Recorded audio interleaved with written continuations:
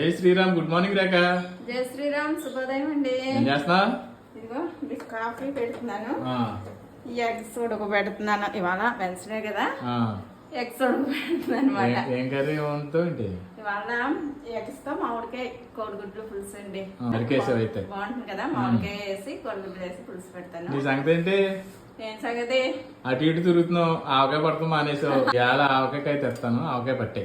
ఇవాళ ఆవకాయ కాయ తెచ్చేస్తాను పట్టే అంటే అంత సింపుల్ గా అయిపోతుందండి. ఎంత దానికి పని ఉంటది. ఆవకాయ పట్టాలని 4 మనుషులు ఉండాలి, వెల్లుల్లిపాయ వెలిసి వాళ్ళు ఉండాలి, కాయలు నీట్ గా కడిగి తుడిచి వెల్లుల్లిపాయలు ఒకటి వాళ్ళు చెత్త అయిపోతుంది ఆవకాయకి. అదే అయిపోతుంది. ఎంత బాగా చెప్పారండి. అసలనే ఇక్కడ బిజినెస్ పనులు ఇంకా ఆర్డర్ పెట్టుకున్నాయి ఉన్నాయి, అన్ని ఇవ్వాలి.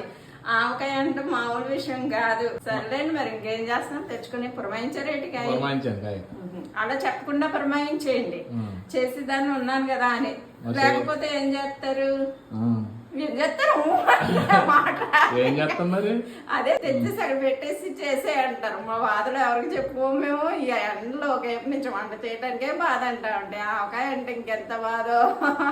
హాయ్ ఫ్రెండ్స్, అందరికీ శుభోదయం. అందరూ ఎలా ఉన్నారు? బాగున్నారా? మేమైతే చాలా బాగున్నామండి కదండి. ఆవకాయ అంటే చాలా పని కదా. ఈ వరకట్లో 4, 5 కలిపి ఒకరికొకరు సాయం చేసుకునేవారు. ఇప్పుడు ఇంకా ఆ సీన్ లేదు కదా. మరి సిటీల్లో ఉంటే ఇంకా అలాంటి ఏమి ఉండదు. మన పని మనమే చేసుకోవాలి.